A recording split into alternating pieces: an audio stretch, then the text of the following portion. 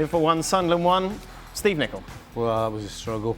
It was a struggle for us. It was a struggle watching it as well. Well, it was a struggle. Well, there was a man. There was a man watching. We were in a room, and there was a man who was basically talking to himself and shouting. I mean, I reckon that was up there with the amount he shouted about Liverpool, isn't it? There's so many things that are just either going wrong, not working out, bad decision making. What's your top three? Top three. Oh my goodness. Can I give a suggestion? Van Dijk. Van Dijk?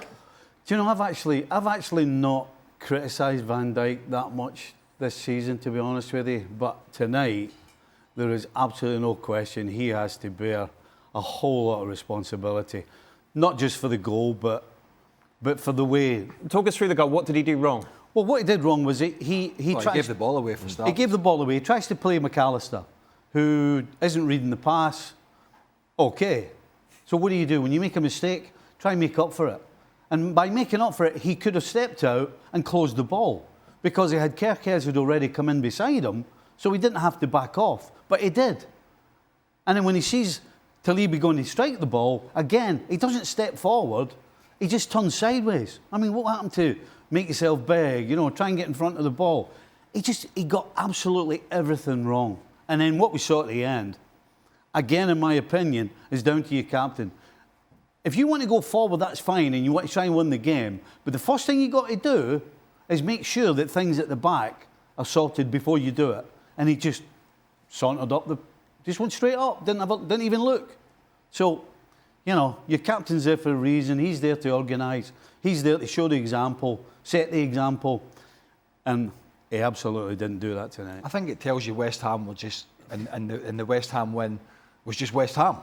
It was not Liverpool being great, and I think Stevie said that at the weekend. It was hard to judge because West Ham are very poor. He does everything wrong. Pass, doesn't close it down, and turns his back like a coward. I'm fed up. I'm fed up of sitting here, and it's Mo Salah who's not played well. Florian Wirtz, he can't find his feet. Alexander Isak, he's not. Ekitike, the midfield, the dynamics changed. He's the barometer of what's wrong this year. He's supposed to be the leader, both, by what he does on the field and how he manipulates the back line and talks to people. All he's done all season is throw Kerkez under the bus, who didn't play, throws his arms up in the air. He's making as many mistakes as any other player. They're not always as high profile as Kanate or anybody else, who've all made mistakes. But Van Dijk, every game you could watch him and go, what's he doing? Why is he doing that? Why is he doing? And that tonight, you got the PSV game, the hand. Mm-hmm. I was pushed. You weren't pushed. It's just absolutely crazy. And he seems to be coming out of it relatively unscathed, and it's everybody else's fault. But for me at the back, he has been as bad as anybody else. And I think that goal and the way that he refused to close it down and the fact that he turned his back is the epitome of his performances this season. I think what it is with Van Dijk, I think he realises that he's not as mobile as he was. He can't turn like he used to be able to. And I think centre forwards and forwards are now attacking Van Dijk, know they can get some joy there. I think he knows he's got his shortcomings and he's expecting everybody else to protect him, to kind of alleviate those shortcomings. And when they don't, or when there's mistakes made, he's blaming them first and foremost for kind of exposing him rather than exposing the team. And it's kind of creating that uncertainty all through the team. And like you say, he's the leader, he's the focal point, and he's nowhere near what he was. But I think also they're not working hard enough as a team. You've got Alexander Isak up front, or Salah when he plays. The work rate they had last year with people like Nunez and Luis Diaz, it's not there anymore. So that when the forwards aren't working as hard as the rest of the team, then the defence and the midfield get exposed, and it's all kind of coming together, and then you've got your fullbacks who are all over the place, as you say. So everything is kind of combining to be a mess. Nobody's frightened to go to Anfield at the moment, are they? Nobody. No. We saw that at the start of the game. Yeah. We were talking about what is West Ham. Well, the way the game started told you that they weren't convinced what they did against West Ham was because Sunderland started better than Liverpool. And quite frankly, at half-time, you couldn't have told which team was the defending champions and which team had just been promoted. You couldn't. You also couldn't tell if Alexander Isak was on the pitch. And we spoke about maybe strikers needing confidence. He got that goal against West Ham. Thought, well, maybe this is it. This is the kickstart that he needed. Yeah, I think I'm still... I don't think there's any doubt. Anybody who watches Isak right now is disappointed in the way he's performing. But again, you know, your centre forward relies on others more than anybody else. Okay. And he's getting absolutely nothing. I mean, I don't remember one chance that Liverpool had in this game, or the last 3, 4, 5 games where you're saying they should have scored. Everything's the header from McAllister, or Ekitike with a half a chance that he balloons wide. So from that point of view, I do still feel a little bit for both Wirtz and Isak. I think the majority of the blame lies elsewhere. But at the end of the day, I can't argue what he said. He was absolutely invisible. I actually forgot he was playing at one stage in the second half. Salah came on in the second half, of course. Big talk about his future. What did you make of him? He tried. That's all right.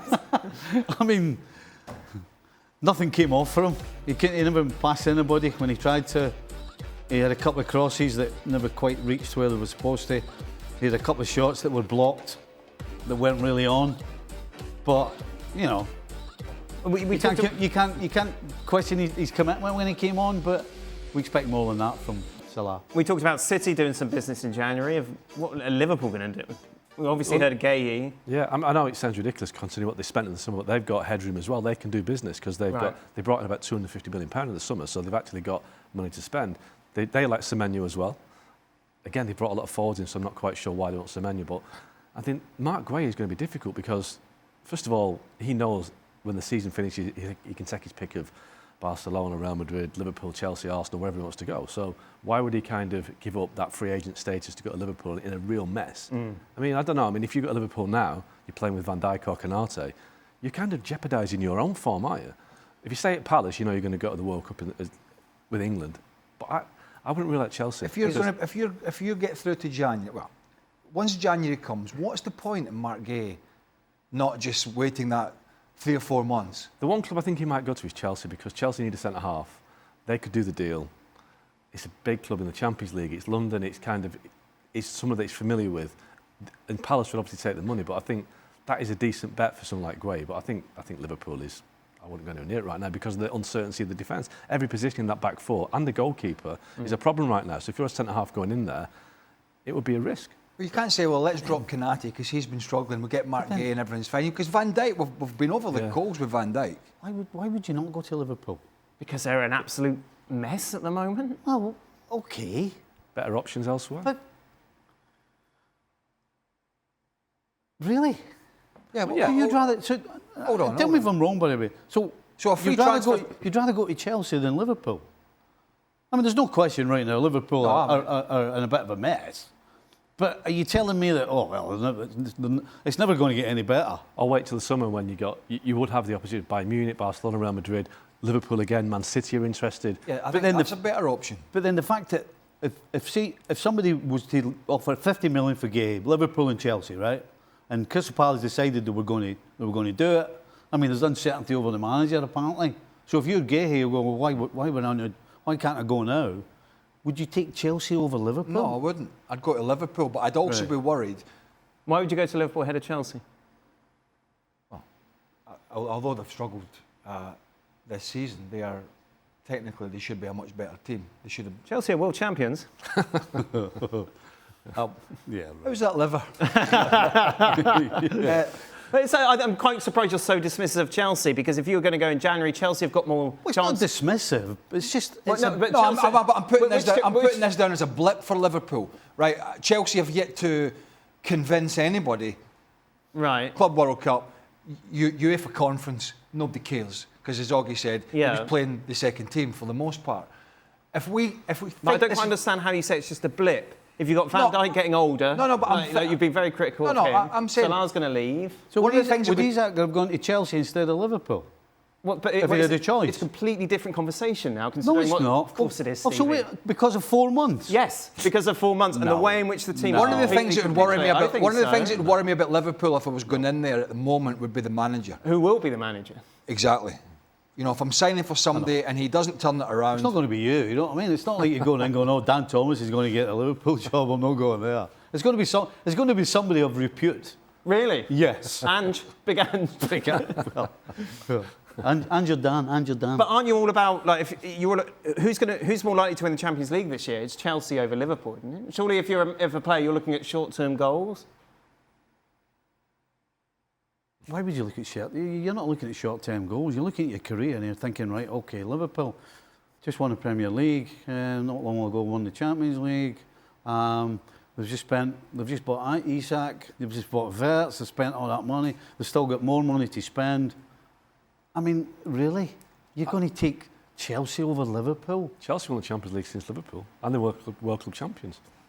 Don't. You know, not with your facts. If I was going on a free transfer and had all those other clubs that Augie mentioned, who were suitors, I'm not going to any of them. Right. I'm not going to Liverpool or Chelsea. Yeah. I'm going to Bayern Munich, I'm going to Barcelona, I'm going to Real, whoever it is. If those clubs were really in the hunt for him as a free transfer, that's where I'm going. And it's a free transfer element as well, isn't it? Because that is a huge thing for football. I mean, even though they earn multi-millions, the fact you can go as a free transfer, you get the signing on fee, there's no fee involved, that is a big deal. And especially if you've got such an array of clubs that want you.